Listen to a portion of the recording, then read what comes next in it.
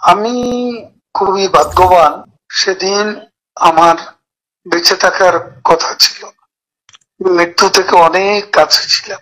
আমি আমারই সংসদ এলাকায় আমার নিজের বাসাকে এড়িয়ে পার্শ্ববর্তী আর একটা বাসায় আশ্রয় নিয়েছিলাম।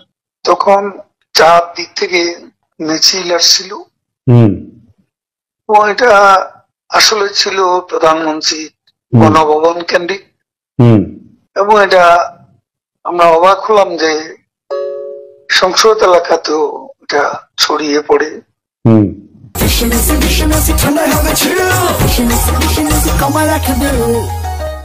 এবং একটা লুটপাটের যে লুম্পেন স্টাইলের কতগুলো ঘটনা ঘটে, এবং সেখানে বিভিন্ন ধরনের লোক আসে, এবং এদের মধ্যে বেশিরভাগই মনে হয়েছে এটা কোন রাজনৈতিক অভ্যুত্থান, এটা লুটপাটের অভ্যুত্থান।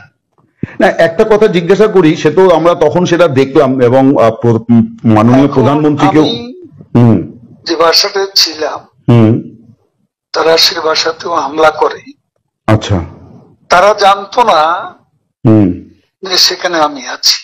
আচ্ছা, আমার বাসা তারা লুটপাট করেছে, কিন্তু যে বাসায় আমি গিয়ে আশ্রয় নিলাম সেখানে তারা হামলা করবে এটা আমি ভাবতে পারি। কিন্তু সেখানেও দেখলাম যে অনেক লোকজন ঢুকে পড়ে এবং তারা ভাঙচুর লুটপাট করতে থাকে। আমি আমার স্ত্রী সহ আমরা বাথরুমে ঢুকিয়ে যাই, অনেকক্ষণ ছিলাম, প্রায় 5 ঘন্টা। তারপর একটা পর্যায়ে এরা তো ওই বাথরুমের ভিতর সেখানেও কমোড, বেসিন এগুলো তো লুটপাট করেছে সব, সেগুলোর লোভে প্রথমত তাদেরকে আমার ওয়াইফ সেই বাথরুমের মুখে দাঁড়িয়ে বারবার বলছিল যে আমি অসুস্থ, এ কথা বলে তাদের ফিরিয়ে দিচ্ছে। তো একটা পর্যায়ে তারা এই বাথরুমে যেগুলো আছে সেগুলো লুট করার জন্য জোরপূর্বক প্রবেশের হুমকি দেয়। তো সে সময় আমার ওয়াইফ জিজ্ঞেস করে যে কি করবো, খুলে দেওয়া যা হবে।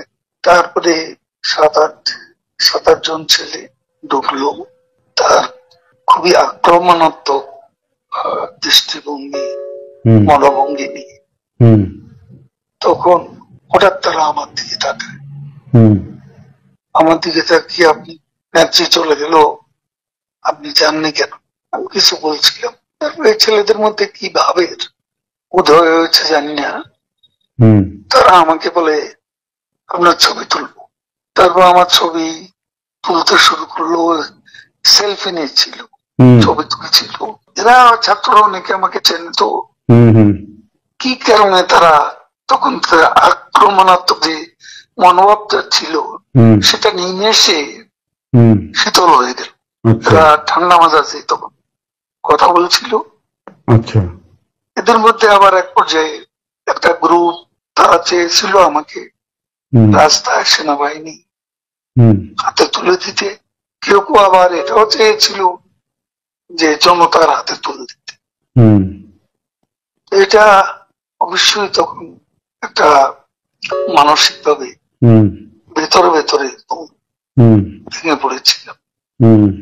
এরপর এরা এদের একটা শার্ট, এদের ওই ব্যাজ, লাল পতাকা শোভিত ব্যাজ লাগিয়ে আবার কালো একটা মুখে একটা মাস্ক দিয়ে আমাকে হাঁটতে হাঁটতে সংসদ এলাকা থেকে বড় রাস্তা, গণভবন অভিমুখী রাস্তা, ওখানে নিয়ে যায়।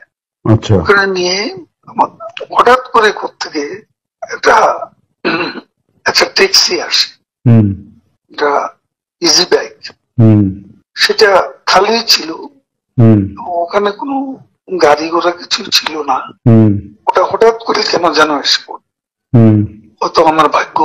এরা দুজনে আমাকে নিয়ে আমার ওয়াইফকে নিয়ে ওটাতে উঠলো আর বলতে লাগলো, ওতে তো অসংখ্য মানুষ, চেক আপ সব জায়গায়। এরা বলতে লাগলো যে আমাদের চাচা চাচি অসুস্থ, হাসপাতালে নিচ্ছি, ডিস্টার্ব করবে না। এই করে করে নিয়ে গেল একটা অনেক দূরে একটা জায়গা। তো এটা হলো, ভাবতেও পারেনি ওরা যখন বাথরুমে ঢুকলো যে বেঁচে থাকবে।